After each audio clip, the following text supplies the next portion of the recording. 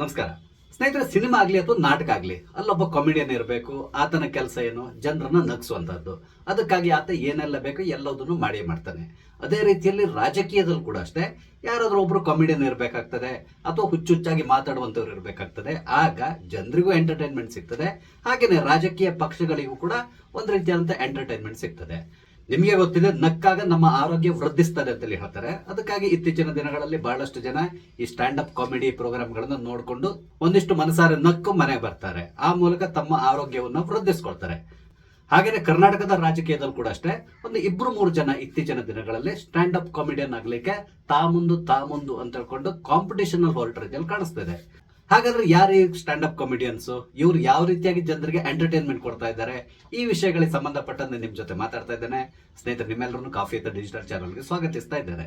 ಸ್ನೇಹಿತರೆ, ಇವತ್ತು ಬೆಳಿಗ್ಗೆ ಕೂತ್ಕೊಂಡು ಹೀಗೆ ಸಾಮಾಜಿಕ ಜಾಲತಾಣದಲ್ಲಿ ನೋಡ್ತಾ ಇದ್ದೆ, ಏನಾದರೂ ಇಂಟ್ರೆಸ್ಟಿಂಗ್ ನ್ಯೂಸ್ಗಳಿದೆಯಾ ಅಂತ ಹುಡುಕ್ತಾ ಇದ್ದೆ. ಆ ಸಂದರ್ಭದಲ್ಲಿ ಕೆಲವರು ಮಾತಾಡಿರುವಂತಹ ತುಣುಕುಗಳು ಇದೆಲ್ಲ ಸಿಕ್ತು. ಅದನ್ನ ನೋಡಿದಾಗ ಅನಿಸ್ತು, ಯಾಕೆ ಇದ್ರ ಬಗ್ಗೆ ಒಂದು ವಿಡಿಯೋ ಮಾಡಬಾರ್ದು, ನಮ್ಮ ವೀಕ್ಷಕರಿಗೂ ಕೂಡ ಇದ್ರ ಬಗ್ಗೆ ಸ್ವಲ್ಪ ಗೊತ್ತಾಗ್ಲಿ ಅಂತಕೊಂಡು ನಾನು ಈ ವಿಡಿಯೋವನ್ನ ಮಾಡ್ತಾ ಇದ್ದೇನೆ. ನಿಮ್ಗೆ ಗೊತ್ತಿದೆ, ಕರ್ನಾಟಕ ರಾಜಕೀಯದಲ್ಲಿ ಒಂದು 2-3 ಜನ ಸ್ವಲ್ಪ ಫೇಮಸ್ ಆಗಿರುವಂತಹ ಪ್ರಭೃತಿಗಳಿದ್ದಾರೆ. ಈಗಾಗಲೇ ಗೊತ್ತಾಗಿರ್ಬೋದು ನಾನು ಯಾರ ಬಗ್ಗೆ ಹೇಳಲಿಕ್ಕೆ ಹೊರಟಿದ್ದೇನೆ ಅಂತ ಹೇಳ್ಕೊಂಡು. ಬೇರೆ ಯಾರು ಅಲ್ಲ, ಒಂದು ನಮ್ಮ ಜೂನಿಯರ್ ಖರ್ಗೆ ಅಥವಾ ಪ್ರಿಯಾಂಕ್ ಖರ್ಗೆ ಅವರು. ನಿಮ್ಗೆ ಗೊತ್ತಿದೆ, ಪ್ರಿಯಾಂಕ್ ಖರ್ಗೆ ಅವರು ಪತ್ರಕರ್ತರಿಗೆ ಅತ್ಯಂತ ಅಚ್ಚುಮೆಚ್ಚಿನ ವ್ಯಕ್ತಿ ಅಂತಲೇ ಹೇಳ್ಬೋದು. ಸಾಮಾನ್ಯವಾಗಿ ಎಲ್ಲೇ ಆಗ್ಲಿ ಪತ್ರಕರ್ತರನ್ನ ನೋಡಿದ ತಕ್ಷಣ ಪ್ರಿಯಾಂಕ್ ಖರ್ಗೆ ಅವರು ಹೋಗಿ ಏನೋ ಒಂದು ಮಾತನ್ನ ಹೇಳಿ ಬರ್ತಾರೆ. ಅದರಲ್ಲೂ ಪ್ರಮುಖವಾಗಿ ಅವ್ರು ಮಾತಾಡೋದು ಏನು ಅಂತ ಹೇಳಿದ್ರೆ, RSS ಹಾಗೆ, ಬಿಜೆಪಿ ಹೀಗೆ, ಈ ರೀತಿಯಾಗಿ ಬಾಯಿ ಬಂದು ಮಾತಾಡ್ತಾರೆ. ಮೊನ್ನೆ ಅಷ್ಟೇ ಅವ್ರು ಹೇಳಿರುವ ಒಂದು ಮಾತನ್ನ ಕೂಡ ಕೇಳಿದ್ದೇನೆ. ಈಗ ಅವರು ಕರ್ನಾಟಕ ರಾಜಕೀಯದಲ್ಲಿದ್ದಾರೆ. ಒಂದ್ ವೇಳೆ ನಾನು ಯೂನಿಯನ್ ಹೋಮ್ ಮಿನಿಸ್ಟರ್ ಆದ್ರೆ, ಅಂದ್ರೆ ಕೇಂದ್ರದಲ್ಲಿ ಏನಾದ್ರು ನಾನು ಹೋಮ್ ಮಿನಿಸ್ಟರ್ ಆದ್ರೆ, ಖಂಡಿತವಾಗಿ ನಾನು RSS ನ ಬ್ಯಾನ್ ಮಾಡೋದ್ರ ಬಗ್ಗೆ ಯೋಚನೆ ಮಾಡ್ತೇನೆ. ಈ ರೀತಿಯಾಗಿ ಒಂದು ಹೇಳಿಕೆಯನ್ನು ಕೂಡ ಕೊಟ್ಟಿದ್ದಾರೆ. ಅಂದ್ರೆ ನೀವು ಅರ್ಥ ಮಾಡ್ಕೋಬಹುದು ಇವರು ಯಾವ ಲೆವೆಲ್ ನಲ್ಲಿ ಥಿಂಕ್ ಮಾಡ್ತಾ ಇದ್ದಾರೆ ಅಂತಕೊಂಡು. ಕರ್ನಾಟಕದ ಅಭಿವೃದ್ಧಿ ಬಗ್ಗೆ ಅಥವಾ ದೇಶದ ಅಭಿವೃದ್ಧಿ ಬಗ್ಗೆ ಮಾತಾಡೋದನ್ನ ಬಿಟ್ಟು ಇವರು ಯಾವಾಗಲೂ ಕೂಡ RSS, ಬಿಜೆಪಿ ಅಂತ ತಕೊಂಡು, ಹಾಗೇನೆ ಮೋದಿ ಅವರ ಬಗ್ಗೆ ಒಂದಿಷ್ಟು ಹೇಳಿಕೆಗಳನ್ನು ಕೊಟ್ಕೊಂಡು ಟೈಮ್ ಪಾಸ್ ಮಾಡ್ತಾ ಇರ್ತಾರೆ. ಅದು ಬಿಟ್ಟರೆ ಇವ್ರು ಮಾಡಿರುವಂತಹ ಕೆಲಸ ಏನು ಇಲ್ಲ. ಇದನ್ನ ನೀವು ಗಮನಿಸಿರ್ತೀರಾ. ಅದಲ್ಲದೆ ದಿನಂಪ್ರತಿ ಒಂದಲ್ಲ ಒಂದು ರೀತಿಯಾದಂತಹ ಟ್ವೀಟ್ ಗಳನ್ನ ಮಾಡ್ತಾನೆ ಇರ್ತಾರೆ. ಹಾಗಾಗಿ ಇವರಿಗೆ ಸಾಮಾನ್ಯವಾಗಿ ರಾಜಕೀಯ ವಲಯದಲ್ಲಿ ಟ್ವೀಟ್ ಕಿಂಗ್ ಅಂತ ತಕೊಂಡೆ ಕರೀತಾರೆ. ಇದೆಲ್ಲೋದ್ರ ಜೊತೆ ವಿಧಾನಸಭೆಯಲ್ಲಿ ಕೂಡ ಅಷ್ಟೇ, ಇವರು ಅಪೋಸಿಟ್ ಪಾರ್ಟಿಯವರಿಗೆ ಅಚ್ಚುಮೆಚ್ಚಿನ ವ್ಯಕ್ತಿ ಅನ್ಸ್ಕೊಳ್ತಾರೆ. ಯಾಕಂತ ಹೇಳಿದ್ರೆ, ಯಾವುದೇ ಇಲಾಖೆಗೆ ಸಂಬಂಧಪಟ್ಟಂತಹ ಪ್ರಶ್ನೆಗಳನ್ನ ಕೇಳಿದಾಗ ಆ ಇಲಾಖೆಯ ಮಂತ್ರಿ ಅಲ್ಲಿದ್ರು ಕೂಡ ಆತ ಎದ್ದು ನಿಂತು ಉತ್ತರ ಕೊಡೋದಕ್ಕಿಂತ ಮೊದಲೇ ನಮ್ಮ ಪ್ರಿಯಾಂಕ್ ಖರ್ಗೆ ಅವರು ಎದ್ದು ನಿಂತ್ಕೊಂಡು ಅದಕ್ಕೆ ಉತ್ತರ ಕೊಡ್ಲಿಕ್ಕೆ ಶುರು ಮಾಡ್ತಾರೆ. ಈ ರೀತಿಯಾಗಿ ಅವ್ರು ವರ್ತಿಸ್ತಾ ಇರೋದ್ರಿಂದಾಗಿ ಒಮ್ಮೆ ಅಶೋಕ್ ಅವರು ಕೂಡ ಅವ್ರನ್ನ ಲೇವಡಿ ಮಾಡಿದ್ರು. ನಿಮ್ಗೇನಾದ್ರು ಪೈಲ್ಸ್ ಆಗಿದೆಯಾ, ಕೂತ್ಕೊಳ್ಳಿಕ್ ಆಗಲ್ವಾ, ಈ ರೀತಿಯಾಗಿ ಅವ್ರನ್ನ ಲೇವಡಿ ಮಾಡಿದ್ದನ್ನು ಕೂಡ ನಾವು ಗಮನಿಸಿದ್ದೇವೆ. ಒಟ್ಟಾರೆಯಾಗಿ ಹೇಳ್ಬೇಕು ಅಂತ ಹೇಳಿದ್ರೆ, ವಿಧಾನಸಭೆಯಲ್ಲಿ ಇರ್ಬೋದು ಅಥವಾ ಹೊರಗಡೆ ಇರ್ಬೋದು, ಜನರನ್ನ ಇವರು ಆಗಾಗ ರಂಜಿಸ್ತಾನೆ ಇರ್ತಾರೆ. ಹಾಗೇನೆ ಬಹಳಷ್ಟು ಟ್ರೋಲಿಗೆ ಒಳಗಾಗುವಂತ ವ್ಯಕ್ತಿ ಈ ಪ್ರಿಯಾಂಕ್ ಖರ್ಗೆ ಅವರು. ಬಹಳಷ್ಟು ಜನ ಇವ್ರನ್ನ ಸ್ಟ್ಯಾಂಡ್ ಅಪ್ ಕಾಮಿಡಿಯನ್ ಅಂತ ಹೇಳ್ಕೊಂಡೆ ಕರೀತಾ ಇದ್ದಾರೆ. ಇವ್ರ ಜೊತೆಗೆ ಇತ್ತೀಚಿನ ದಿನಗಳಲ್ಲಿ ಅತ್ಯಂತ ಫೇಮಸ್ ಆಗ್ತಾ ಇರುವಂತಹ ಕಾಮಿಡಿಯನ್ ಯಾರಾದ್ರೆ ಅದು ಪ್ರದೀಪ್ ಈಶ್ವರ್. ನಿಮ್ಗೆ ಗೊತ್ತಿದೆ, ಸಾಮಾನ್ಯವಾಗಿ ಪ್ರದೀಪ್ ಈಶ್ವರ್ ಅವರಿಗೆ ಡೈಲಾಗ್ ಕಿಂಗ್ ಅಂತ ಕೊಂಡೆ ಹೇಳ್ತಾರೆ. ಇವ್ರ ಮೇಲೆ ಸ್ವಲ್ಪ ಈ ತೆಲುಗು ಸಿನಿಮಾಗಳ ಪ್ರಭಾವ ತುಂಬಾ ಇದೆ. ಯಾಕಂದ್ರೆ ಇವರು ಸಾಮಾನ್ಯವಾಗಿ ನೋಡೋದು ಈ ತೆಲುಗು ಸಿನಿಮಾಗಳನ್ನ. ಹಾಗಾಗಿ ತೆಲುಗು ಸಿನಿಮಾದಲ್ಲಿ ದೊಡ್ಡ ದೊಡ್ಡ ಡೈಲಾಗ್ ಗಳನ್ನ ಹೊಡಿತಾರೆ ನೋಡಿ. ಅದೇ ರೀತಿಯಾದಂತಹ ಡೈಲಾಗ್ ಗಳನ್ನ ಹೊಡೆಯುವ ಮುಖಾಂತರ ಇವರು ಡೈಲಾಗ್ ಕಿಂಗ್ ಅನ್ಸ್ಕೊಂಡಿದ್ದಾರೆ. ಇವತ್ತು ಅವರಿಗೆ ಸಂಬಂಧಪಟ್ಟಂತ ಒಂದು ವಿಡಿಯೋವನ್ನ ನೋಡಿದೆ. ವಿಧಾನಸಭೆ ನಡೀತಾ ಇದೆ ಈಗ. ಈ ವಿಧಾನಸಭೆ ಸಂದರ್ಭದಲ್ಲಿ ಅವರು ವಿಧಾನಸೌಧದ ಹೊರಗಡೆ ನಿಂತ್ಕೊಂಡು, ಮೋಸ್ಟ್ಲಿ ಮಧ್ಯಾಹ್ನ ಊಟ ಆದ್ಮೇಲೆ ಅನ್ಸ್ತದೆ, ಆ ಸಂದರ್ಭದಲ್ಲಿ ಅಲ್ಲಿ ಪತ್ರಕರ್ತರು ಇರ್ತಾರಲ್ಲ, ಅವ್ರನ್ನ ಉದ್ದೇಶಿಸಿ ಒಂದು ಸಣ್ಣ ಭಾಷಣ ಮಾಡ್ಲಿಕ್ಕೆ ಹೊರಟಿದ್ರು. ಅವ್ರು ಏನ್ ಪ್ರಶ್ನೆ ಕೇಳಿದಾರೋ ಗೊತ್ತಿಲ್ಲ, ಆದ್ರೆ ಇವರು ಅವ್ರ ಎದುರುಗಡೆ ನಿಂತ್ಕೊಂಡು ಒಂದು ಭಾಷಣ ಮಾಡ್ಲಿಕ್ಕೆ ಹೊರಟಿದ್ರು. ಇಲ್ಲಿ ವಿರೋಧ ಪಕ್ಷವಾದಂತಹ ಬಿಜೆಪಿಯನ್ನ ಅವರು ಛೇಡಿಸ್ಲಿಕ್ಕೆ ಹೊರಟಿದ್ರು. ಇಲ್ಲಿ ಪ್ರದೀಪ್ ಈಶ್ವರ್ ಏನ್ ಹೇಳಿದ್ರು ಅಂತ ಹೇಳಿದ್ರೆ, 2038ನೇ ಇಸ್ವಿಯಲ್ಲಿ ನೀವು ನಮ್ಮನ್ನ ಸೋಲಿಸಲಿಕ್ಕೆ ಪ್ರಯತ್ನಿಸಬಹುದು, ಅಲ್ಲಿವರೆಗೆ ನಮ್ಮನ್ನ ಏನು ಮಾಡ್ಲಿಕ್ಕೆ ಸಾಧ್ಯ ಇಲ್ಲ. 2028ರ ಚುನಾವಣೆ ಬಗ್ಗೆ ನೀವು ಮಾತಾಡ್ತಾ ಇದ್ದೀರಾ. 2028 ಅಲ್ಲ, 2033ರಲ್ಲೂ ಕೂಡ ನಾವೇ ಅಧಿಕಾರಕ್ಕೆ ಬರ್ತೇವೆ. ನೀವೇನಿದ್ರು ನಮ್ಮನ್ನ ಸೋಲಿಸಲಿಕ್ಕೆ 2038ರಲ್ಲಿ ಮಾಡಬಹುದು. ಈ ರೀತಿಯಾಗಿ ಅವರು ಹೇಳ್ತಾ ಇದ್ರು. ಬಿಜೆಪಿ ವಿರುದ್ಧವಾಗಿ ವೀರಾವೇಶದಿಂದ ಮಾತಾಡ್ತಾ ಇದ್ರು. ಹೀಗೆ ವೀರಾವೇಶದಿಂದ ಮಾತಾಡ್ತಿದ್ದಂತಹ ಪ್ರದೀಪ್ ಈಶ್ವರ್ ಅವರು ಇದ್ದಕ್ಕಿದ್ದಾಗೆ ತಮ್ಮ ರೈಟ್ ಸೈಡ್ ನೋಡ್ಕೊಂಡು ಎಹೆ ಅಂತ ಹೇಳ್ಕೊಂಡು ಒಂದು ನಗೆ ಬೀರಿದ್ರು. ಆನಂತರ ಸುನಿಲ್ ಅಣ್ಣ ನಮಸ್ಕಾರ ಈ ರೀತಿಯಾಗಿ ಮಾತಾಡಿದ್ರು. ಅದಾದ್ಮೇಲೆ ಮತ್ತೊಮ್ಮೆ ಏನೋ ಮಾತಾಡ್ಲಿಕ್ಕೆ ಹೊರಟಾಗ ಮೋಸ್ಟ್ಲಿ ಅಲ್ಲಿ ವಿಜೇಂದ್ರ ಅವ್ರು ಪಾಸ್ ಆಗ್ತಾ ಇದ್ರು. ಆಗ ವಿಜೇಂದ್ರ ಅವ್ರನ್ನ ನೋಡ್ಕೊಂಡು ನಮಸ್ತೆ ಅಂತ ಹೇಳ್ಕೊಂಡು ಇನ್ನೊಮ್ಮೆ ಹಲ್ಕಿಸಿದ್ರು. ಅಂದ್ರೆ ಇಲ್ಲಿ ಬಿಜೆಪಿ ವಿರುದ್ಧವಾಗಿ ಏನೋ ಮಾತಾಡ್ತಾ ಇದ್ರು. ಆ ಸಂದರ್ಭದಲ್ಲಿ ವಿಜೇಂದ್ರ ಮತ್ತು ಸುನಿಲ್ ಕುಮಾರ್ ಅವರು ಪಾಸ್ ಆಗ್ತಾ ಇದ್ರು ಅನ್ಸ್ತದೆ. ಅವ್ರನ್ನ ನೋಡಿದ ತಕ್ಷಣ ತಾವು ಮಾತಾಡೋದನ್ನ ನಿಲ್ಲಿಸಿ ಅವ್ರ ಕಡೆ ನೋಡಿ ಹಲ್ಕೆರೆದ್ರು. ಅವರ ಈ ವರ್ತನೆ ಇದೆಯಲ್ಲ ಅತ್ಯಂತ ಹಾಸ್ಯಾಸ್ಪದ ಅನ್ಸ್ಕೊಂಡಿತ್ತು. ಯಾಕಂದ್ರೆ ಏನೋ ಮಾತಾಡ್ತಾ ಇದ್ರು, ಅದನ್ನ ಕಂಟಿನ್ಯೂ ಮಾಡ್ಕೊಂಡು ಹೋಗ್ಬೋದಿತ್ತು. ಯಾಕಂದ್ರೆ ಅಲ್ಲಿ ಇವರು ಓಡಾಡ್ತಾನೆ ಇರ್ತಾರೆ, ಆದ್ರೆ ಅದ್ರ ಬಗ್ಗೆ ಇವರು ಅಷ್ಟೊಂದು ಗಮನ ಹರಿಸಬೇಕಾಗಿರ್ಲಿಲ್ಲ. ಆದ್ರೆ ಇಲ್ಲಿ ಇದ್ದಂತ ಸಮಸ್ಯೆ ಏನು ಅಂತ ಹೇಳಿದ್ರೆ, ಏನೋ ಹೇಳ್ತಾ ಇದ್ರಲ್ಲ, ಅವ್ರು ಏನಾದ್ರು ಬಂದು ಇವ್ರ ಪಕ್ಕದಲ್ಲಿ ನಿಂತ್ಕೊಂಡು ಏನಪ್ಪಾ ಅಂತ ಹೇಳ್ಕೊಂಡು ಪ್ರಶ್ನೆ ಮಾಡ್ತಾರೇನೋ ಅನ್ನುವ ಹೆದರಿಕೆ ಇವರಿಗೆ ಇತ್ತು ಅನ್ಸ್ತದೆ. ಹಾಗಾಗಿ ಅವ್ರು ನೋಡಿದ ತಕ್ಷಣ ಹಲ್ಕಿರಿದ್ರು ಅನ್ಸ್ತದೆ. ಅದಾದ್ಮೇಲೆ ಪತ್ರಕರ್ತರ ಎದುರುಗಡೆ ಇನ್ನೊಂದು ಮಾತನ್ನ ಹೇಳಿದ್ರು, ನೋಡಿ ನಾವು ವೈಯಕ್ತಿಕವಾಗಿ ಒಂದು ಉತ್ತಮವಾದಂತ ಸಂಬಂಧವನ್ನೇ ಹೊಂದಿರ್ತೇವೆ, ಏನೋ ನಮ್ಮ ಮತ್ತು ಅವರ ಐಡಿಯಾಲಜಿ ಬೇರೆ ಬೇರೆ ರೀತಿಯಲ್ಲಿದೆ ಹೊರತು ನಾವೆಲ್ಲರೂ ಕೂಡ ಸ್ನೇಹಿತರು ಅಂತಕೊಂಡೆ ಹೇಳಿದ್ರು. ಅದು ಖಂಡಿತವಾಗಿ ಹೌದು. ಏನಿದ್ರು ಕೂಡ ಇವರು ವಿಧಾನಸಭೆ ಒಳಗಡೆ ಗುದ್ದಾಡ್ಕೊಡ್ತಾರೆ, ಹೊರಗಡೆ ಹೇಳಿಕೆಗಳನ್ನ ಕೊಡ್ತಾರೆ, ಆದ್ರೆ ಪರ್ಸನಲ್ ಆಗಿ ಅವರೆಲ್ಲರೂ ಕೂಡ ತುಂಬಾ ಚೆನ್ನಾಗಿರ್ತಾರೆ. ಆದ್ರೆ ಇರುವಂತ ಸಮಸ್ಯೆ ಏನು ಅಂತ ಹೇಳಿದ್ರೆ, ಈ ಕಾರ್ಯಕರ್ತರ ನಡುವೆ ಕಾರ್ಯಕರ್ತರು ಯಾವಾಗ್ಲೂ ಕೂಡ ಅಷ್ಟೇ, ನೀನು ಕಾಂಗ್ರೆಸ್ ನಾನು ಬಿಜೆಪಿ ಅಂತಕೊಂಡು ಹೊಡೆದಾಡ್ಕೊಳ್ತಾ ಇರ್ತಾರೆ. ಆ ರೀತಿ ಮಾಡಬಾರದು ಅಂತಕೊಂಡು ಇಲ್ಲಿ ಪ್ರದೀಪ್ ಈಶ್ವರ್ ಒಂದು ಸಂದೇಶವನ್ನು ಕೊಟ್ಟ ರೀತಿಯಲ್ಲಿ ಕಾಣಿಸ್ತಾ ಇತ್ತು. ಅದಲ್ಲದೇ ಇತ್ತೀಚಿನ ದಿನಗಳಲ್ಲಿ ಪ್ರದೀಪ್ ಈಶ್ವರ್ ಅವರ ಬಗ್ಗೆ ನಾನಾ ರೀತಿಯಾದಂತಹ ನೆಗೆಟಿವ್ ಕಮೆಂಟ್ಸ್ ಗಳು ಬರ್ತಾ ಇದೆ.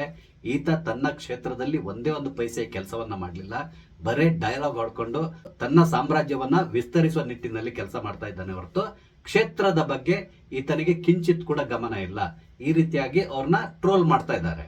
ಬಹಳ ದಿನಗಳಿಂದ ಪ್ರದೀಪ್ ಈಶ್ವರ್ ಅವರ ಯಾವುದೇ ಭಾಷಣಗಳಿರ್ಬೋದು ಅಥವಾ ಹೇಳಿಕೆಗಳಿರ್ಬೋದು ಇಲ್ಲಿ ಕಾಣಿಸ್ಕೊಳ್ತಾ ಇರಲಿಲ್ಲ. ಕಾರಣ ಏನು ಅಂತ ಹೇಳಿದ್ರೆ, ತಾನು ಮಂತ್ರಿ ಆಗ್ಬೇಕು ಅಂತಕೊಂಡು ಬಹಳಷ್ಟು ಪ್ರಯತ್ನ ಪಟ್ರು, ಆದ್ರೆ ಡಿ ಕೆ ಶಿವಕುಮಾರ್ ಇವ್ರನ್ನ ತಮ್ಮ ಹತ್ರ ಕೂಡ ಸುಳಿಲಿಕ್ಕೆ ಬಿಡ್ತಾ ಇಲ್ಲ. ನೀವು ನೋಡಿರ್ಬೋದು, ಇತ್ತೀಚೆಗೆ ಎಲ್ಲೋ ಒಂದು ಕಾರ್ಯಕ್ರಮದಲ್ಲಿ ಡಿ ಕೆ ಶಿವಕುಮಾರ್ ಅವರು ಭಾಷಣ ಮಾಡ್ತಾ ಇದ್ರು. ಆಗ ಈ ಪ್ರದೀಪ್ ಈಶ್ವರ್ ಅವರ ಹಿಂದ್ಗಡೆಯಿಂದ ಬಂದು ಪಕ್ಕದಲ್ಲಿ ನಿಲ್ಲುವಂತಹ ಪ್ರಯತ್ನವನ್ನು ಮಾಡಿದ್ರು. ಆಗ ಡಿ ಕೆ ಶಿವಕುಮಾರ್ ಪ್ರದೀಪ್ ಈಶ್ವರ್ ಅವರಿಗೆ ಹೋಗಪ್ಪ ಆ ಕಡೆ ಅಂತ ಹೇಳ್ಕೊಂಡು ಕಳಿಸಿರೋದನ್ನು ಕೂಡ ನಾವು ನೋಡಿದ್ದೇವೆ. ಇದನ್ನ ನೋಡಿದಾಗ ನಮ್ಗೆ ಅರ್ಥ ಆಗೋದೇನು ಅಂತ ಹೇಳಿದ್ರೆ, ಇವರೇನೋ ಬಕೆಟ್ ಹಿಡಿಯಲಿಕ್ಕೆ ಪ್ರಯತ್ನಿಸ್ತಾ ಇದ್ದಾರೆ, ಆದ್ರೆ ಡಿ ಕೆ ಶಿವಕುಮಾರ್ ಅದಕ್ಕೆ ಒಪ್ಪಿಗೆಯನ್ನು ಕೊಡ್ತಾ ಇಲ್ಲ ಅನ್ಸ್ತದೆ. ಇದೆಲ್ಲದ್ರ ನಡುವೆ ಇನ್ನೊಂದು ಹೊಸದಾಗಿ ಆಡ್ ಆಗಿರುವಂತಹ ವ್ಯಕ್ತಿ ಯಾರು ಕೇಳಿದ್ರೆ, ಅದು ಯತೀಂದ್ರ ಸಿದ್ದರಾಮಯ್ಯ. ಇವ್ರು ಕೂಡ ಅಷ್ಟೇ ಇತ್ತೀಚಿನ ದಿನಗಳಲ್ಲಿ ಬಾಯಿ ಬಂದಂತ ಹೇಳಿಕೆಗಳನ್ನು ಕೊಡ್ಲಿಕ್ಕೆ ಶುರು ಮಾಡಿದ್ದಾರೆ. ಮೈಕ್ಗಳನ್ನ ನೋಡಿದ ತಕ್ಷಣ ಏನೋ ಒಂದು ಮಾತನ್ನ ಹೇಳಿಬಿಡ್ತಾರೆ. ಈ ರೀತಿಯಾಗಿ ಇತ್ತೀಚಿನ ದಿನಗಳಲ್ಲಿ ಯತೀಂದ್ರ ಸಿದ್ದರಾಮಯ್ಯನವರು ಬಹಳಷ್ಟು ಟ್ರೋಲ್ ಆಗ್ಲಿ ಪ್ರಾರಂಭ ಆಗಿದ್ದಾರೆ. ನೀವು ಗಮನಿಸಿರ್ಬೋದು, ಮೊನ್ನೆ ಒಂದು ಹೇಳಿಕೆಯನ್ನು ಕೊಟ್ಟರು, ಎಲ್ಲೋ ಒಂದ್ ಕಡೆ ಭಾಷಣ ಮಾಡ್ತಾ ಇದ್ರು. ಆ ಸಂದರ್ಭದಲ್ಲಿ RSS ನ 1000 ಹೆಡೆಯ ಸರ್ಪ ಅಂತ ಹೇಳ್ಕೊಂಡು ಕಂಪೇರ್ ಮಾಡಿ ಮಾತಾಡಿದ್ರು. ಇವ್ರನ್ನ ನಾವು ಹೀಗೆ ಬೆಳಿಲಿಕ್ಕೆ ಬಿಟ್ರೆ ಇಡೀ ದೇಶಕ್ಕೆ ಅಪಾಯ ಇದೆ, ಹಾಗಾಗಿ ಇವ್ರನ್ನ ನಾವು ಮಟ್ಟ ಹಾಕಬೇಕು, ಈ ರೀತಿಯಾಗಿ ಹೇಳಿಕೆಯನ್ನು ಕೊಟ್ಟರು.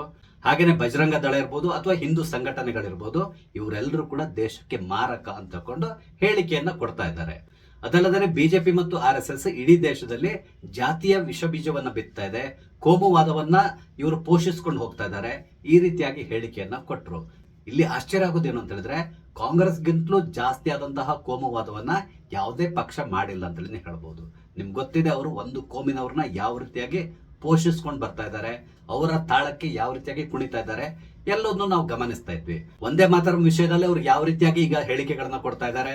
ಮೊನ್ನೆ ಕಾಂಗ್ರೆಸ್ ಕಚೇರಿಯಲ್ಲಿ ನಡೆದಂತಹ ಸ್ವಾತಂತ್ರ್ಯೋತ್ಸವ ಸಂದರ್ಭದಲ್ಲಿ ಒಂದೇ ಮಾತರಂನ ಹಾಡ್ತಾ ಇರುವ ಸಂದರ್ಭದಲ್ಲಿ ಸೋನಿಯಾ ಗಾಂಧಿ ಅವರು ಯಾವ ರೀತಿಯಾಗಿ ವರ್ತಿಸಿದ್ರು ಅನ್ನೋದನ್ನ ನಾವು ಗಮನಿಸಿದ್ದೇವೆ.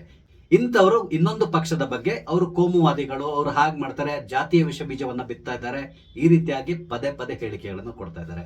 ಆದ್ರೆ ಇತ್ತೀಚಿನ ದಿನಗಳಲ್ಲಿ ರಾಹುಲ್ ಗಾಂಧಿ ಅವರು ಇಡೀ ದೇಶದಲ್ಲಿ ಜಾತಿಯ ವಿಷ ಬೀಜವನ್ನು ಬಿತ್ತುವ ಮುಖಾಂತರ ದೇಶವನ್ನ ಪೀಸ್ ಮಾಡ್ಲಿಕ್ಕೆ ಹೊರಟಿದ್ದಾರೆ. ಇದರ ಬಗ್ಗೆ ಇವ್ರು ಯಾರು ಮಾತಾಡಲ್ಲ, ಆದ್ರೆ ಬೇರೆಯವ್ರ ಬಗ್ಗೆ ಅವರು ಜಾತಿವಾದಿಗಳು, ಕೋಮುವಾದಿಗಳು, ಈ ರೀತಿಯಂತ ಹೇಳಿಕೆಗಳನ್ನು ಕೊಡ್ತಾ ಇದ್ದಾರೆ. ಇಲ್ಲಿ ಯತೀಂದ್ರ ಸಿದ್ದರಾಮಯ್ಯ ಇರಬಹುದು ಅಥವಾ ಪ್ರಿಯಾಂಕ್ ಖರ್ಗೆ ಇರಬಹುದು, ಇವ್ರಿಗೆ ಇರುವಂತ ಯೋಗ್ಯತೆ ಏನು ಕೇಳಿದ್ರೆ, ಒಬ್ಬ AICC ಅಧ್ಯಕ್ಷರ ಮಗ, ಹಾಗೇನೆ ಇನ್ನೊಬ್ರು ಮಾಜಿ ಮುಖ್ಯಮಂತ್ರಿಯವರ ಮಗ. ಅದು ಬಿಟ್ರೆ ಇವರಿಗೆ ರಾಜಕೀಯದಲ್ಲಿ ಇನ್ಯಾವುದೇ ರೀತಿಯಂತ ಬೆಲೆ ಇಲ್ಲ. ಆದ್ರೆ ಅದನ್ನ ಅರ್ಥ ಮಾಡ್ಕೊಳ್ಳದೆ ಈ ರೀತಿಯಾಗಿ ಹೇಳಿಕೆಗಳನ್ನು ಕೊಡುವ ಮುಖಾಂತರ ಕಾಮಿಡಿ ಪೀಸ್ಗಳು ಅನ್ಸ್ಕೊಳ್ತಾ ಇದ್ದಾರೆ. ಅಟ್ಲೀಸ್ಟ್ ಈ 3 ಜನ ಈ ರೀತಿಯಾಗಿ ಪದೇ ಪದೇ ಹೇಳಿಕೆಗಳನ್ನು ಕೊಟ್ಕೊಂಡು ಸಮಯ ವ್ಯರ್ಥ ಮಾಡೋದಕ್ಕೆ ಬದಲಾಗಿ ತಮ್ಮ ಕ್ಷೇತ್ರದ ಅಭಿವೃದ್ಧಿ ಅಥವಾ ತಮ್ಮ ರಾಜ್ಯದ ಅಭಿವೃದ್ಧಿ ಬಗ್ಗೆ ಇವರು ಯೋಚನೆ ಮಾಡಿದ್ರೆ ಉತ್ತಮ ಅನಿಸ್ತದೆ. ಆದ್ರೆ ಆ ಕೆಲಸವನ್ನು ಅವ್ರು ಮಾಡೋದಿಲ್ಲ, ಯಾಕಂದ್ರೆ ಅದು ಮಾಡೋದು ಸ್ವಲ್ಪ ಕಷ್ಟ ಆಗ್ತದೆ. ಈ ರೀತಿಯಾಗಿ ಡೈಲಾಗ್ಗಳನ್ನ ಹೊಡೆಯೋದ್ರಲ್ಲಿ ಯಾವುದೇ ರೀತಿಯಂತ ಸಮಸ್ಯೆ ಇರಲ್ಲ, ಅದಕ್ಕಾಗಿ ಅಷ್ಟೊಂದು ಕಷ್ಟ ಪಡ್ಬೇಕಾಗಿಲ್ಲ. ಹಾಗಾಗಿ ಇವರು ಇತ್ತೀಚಿನ ದಿನಗಳಲ್ಲಿ ಡೈಲಾಗ್ ಕಿಂಗ್ಸ್ ಅಂದ್ಕೊಳ್ಳಿ ಶುರು ಮಾಡಿದ್ದಾರೆ. ಇಲ್ಲಿ ಪ್ರಿಯಾಂಕ್ ಖರ್ಗೆ ಇರಬಹುದು ಅಥವಾ ಯತೀಂದ್ರ ಸಿದ್ದರಾಮಯ್ಯ ಇರಬಹುದು, ಇವರಿಗೆ ಬೇರೆಯವರ ಕಡೆಯಿಂದ ಕೃಪಾ ಕಟಾಕ್ಷ ಇದೆ. ಇವ್ರು ಹೇಗೋ ರಾಜಕೀಯದಲ್ಲಿ ಸದ್ಯಕ್ಕೆ ಸರ್ವೈವ್ ಆಗ್ಬಹುದು. ಆದ್ರೆ ಡೈಲಾಗ್ ಕಿಂಗ್ ಮತ್ತು ಕಾಮಿಡಿ ಪೀಸ್ ಅನ್ಸ್ಕೊಂಡಿರುವಂತಹ ಈ ಪ್ರದೀಪ್ ಈಶ್ವರ್ ಏನಾದ್ರೂ ಕೆಲಸ ಮಾಡಿದ್ರೆ ಮಾತ್ರ ರಾಜಕೀಯದಲ್ಲಿ ಉಳ್ಕೊಳ್ಳಿಕ್ ಸಾಧ್ಯತೆ ಇದೆ. ಇಲ್ಲದಿದ್ರೆ ಇವರನ್ನ ಮುಂದಿನ ಚುನಾವಣೆಯಲ್ಲಿ ಜನರು ಖಂಡಿತವಾಗಿ ರಿಜೆಕ್ಟ್ ಮಾಡಿ ಮನೆ ಕಳಿಸ್ಕೊಡ್ತಾರೆ. ಇದ್ರ ಬಗ್ಗೆ ಇವರು ಸ್ವಲ್ಪ ಸೀರಿಯಸ್ ಆಗಿ ಯೋಚನೆ ಮಾಡಬೇಕಾಗ್ತದೆ. ಕೇವಲ ಇವ್ರಿಗೆ ಬಕೆಟ್ ಹಿಡ್ಕೊಂಡು ರಾಜಕೀಯ ಮಾಡ್ತೇನೆ ಅಂತ ಹೇಳಿದ್ರೆ ಖಂಡಿತವಾಗಿ ಅದು ಆಗದೆ ಇರುವಂತಹ ಕೆಲಸ. ಯಾಕಂದ್ರೆ ಜನರು ಎಲ್ಲದನ್ನು ಗಮನಿಸ್ತಾ ಇರ್ತಾರೆ. ಆದ್ರಿಂದ ಮುಂದಿನ ದಿನಗಳಲ್ಲಿ ಇವರೆಲ್ಲರೂ ಕೂಡ ಅಷ್ಟೇ ತಮ್ಮ ವರ್ತನೆಯಲ್ಲಿ ಬದಲಾವಣೆಯನ್ನು ಮಾಡಿಕೊಂಡು ಅಭಿವೃದ್ಧಿ ಬಗ್ಗೆ ಮಾತಾಡಿದ್ರೆ ಖಂಡಿತವಾಗಿ ಇವರು ರಾಜಕೀಯದಲ್ಲಿ ಉಳ್ಕೊಳ್ತಾರೆ. ಇಲ್ಲದಿದ್ದರೆ ಖಂಡಿತವಾಗಿ ನಾಮಾವಶೇಷ ಆಗಿ ಹೋಗ್ತಾರೆ. ಸ್ನೇಹಿತರೆ, ಇವ್ರ ಬಗ್ಗೆ ನಿಮ್ಗೆ ಅನಿಸ್ತದೆ? ನಿಮ್ಮ ಅನಿಸಿಕೆಗಳನ್ನ ದಯವಿಟ್ಟು ಕಮೆಂಟ್ ಮುಖಾಂತರ ತಿಳಿಸಿ. ಹಾಗೇನೆ ನಾನು ಇಲ್ಲಿ ಹೇಳಿರುವಂತಹ ವಿಷಯ ನಿಮ್ಗೆ ಇಷ್ಟ ಆದ್ರೆ ಲೈಕ್ ಮಾಡಿ, ಶೇರ್ ಮಾಡಿ, ದಯವಿಟ್ಟು ನನ್ನ ಚಾನಲ್ ಸಬ್ಸ್ಕ್ರೈಬ್ ಮಾಡಿ. ನಮಸ್ತೆ, ಜೈ ಹಿಂದ್.